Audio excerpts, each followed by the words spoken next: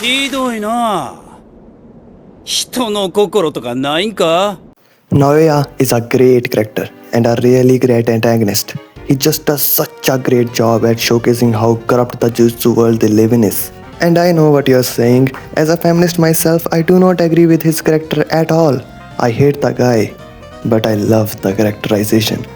Especially when you think there are just 4 episodes from when he is introduced and when he fucking dies. And one of those episodes are not even related to him. That just shows how great JJK is at creating great characters in such a short time. There are a lot of writing choices that just goes perfectly with his character. He's the embodiment of the operation done by the Zenin clan.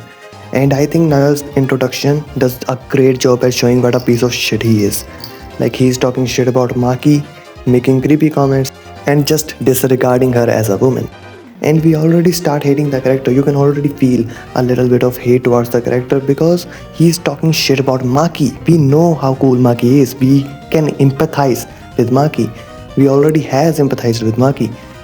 And why I think that scene works so well is because it's Maki. If it had been any other woman, let's take someone from the Zenin clan, it wouldn't have worked so well. The reason it works so well is because he's talking shit about Maki, someone we have empathized beforehand. There is another scene later in the episode that I wanna talk about. When he meets Yuta, he introduces himself, and I quote, as Maki-chan's cousin. And he wasn't talking that sweetly about Maki before, was he? Because of how double-faced he is, we hate him even more. And his overconfidence also contributes to a little bit of hate that we feel towards him. His character is made to be hateable, and I love that. But anyways, there's this scene of him saying that Maki can never be like Toji, and the only one who can stand on Toji's and Gojo's side is him. He is still trying to oppress Maki even after she killed the entire fucking clan. Another great thing about his character is how great of an obstacle he is to Maki. I think the entire perfect preparation episode just has great obstacles in general. I think her father shows her the limitations she has cause no matter how physically strong she is, she still can't use or see cursed energy. That's why she loses the fight. The fight against the Kukuri unit is something like her cutting ties with her old self because she used to be in that Kukuri unit herself, oppressed by the Zenin clan. I read something interesting about Ranta's technique too. His technique is holding someone still, unable to move forward, by looking at them with those big judgmental eyes. Seems a bit familiar to what Zenin clan did to Maki. I saw some JJK fans online wondering if Toji was a better fighter than Maki just because he was a man. Like son, we are not waiting the allegations. JJK fans can't read. It's right there. Gege said Maki is a warrior equal to Toji. That's why I think it's genius to have Naoya as the main obstacle that Maki needs to overcome. Because he encapsulates what expectations people have from different people based on their gender. Even now, some people find Toji better than Maki just because he has more aura and he's a man.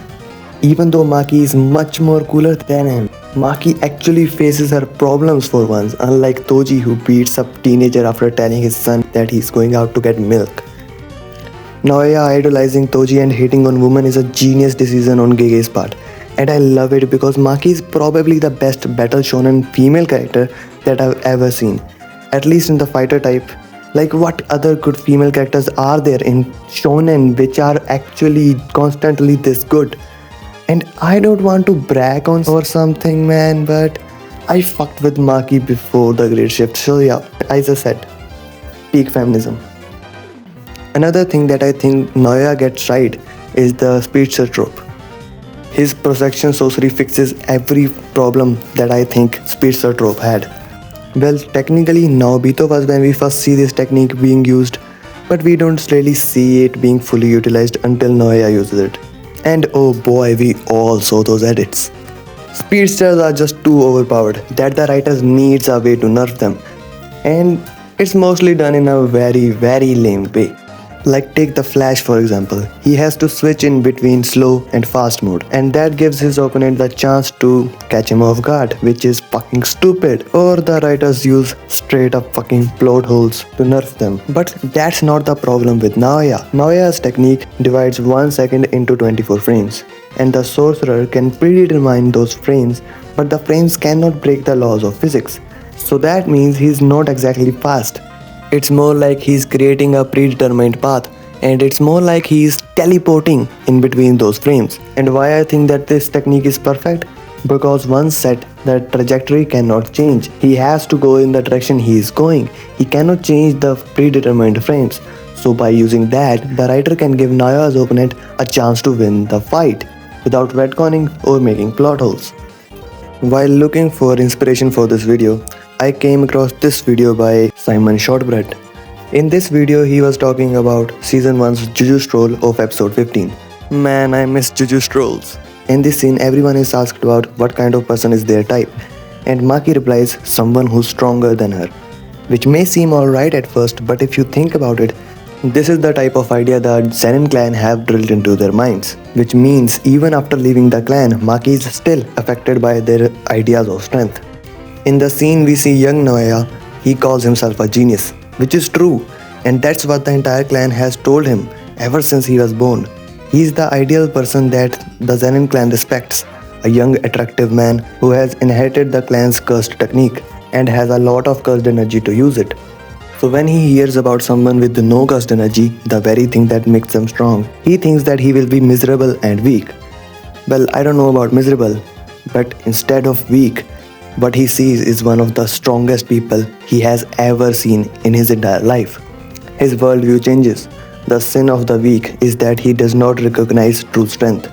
He knows the zenin clan are fools, but because he has lived there his entire life and heard the teachings of the clan, he cannot fully be free. He cannot fully be free from their ideals. The same as Maki.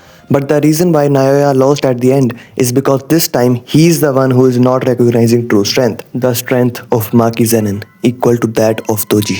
Because of what the Zenin clan had taught him about women is the reason why he lost at the end from underestimating Maki. And the reason why he got that mean punch in the face and got one shot. He was still alive, not for long though. Maki's mother finished the job, paying back for all the misogyny and finally breaking the curse of the zenin clan. So yeah, that's it. That's why I think that this piece of shit Naoya is one of the best villain in all of JJK. And I think overall JJK has a lot of great villains that I want to talk about. So maybe I'll make more videos in the future. I hope you liked this one, even if you don't like Naoya. If you did, consider subscribing, help this brother out. I wanna make more content like this in the future.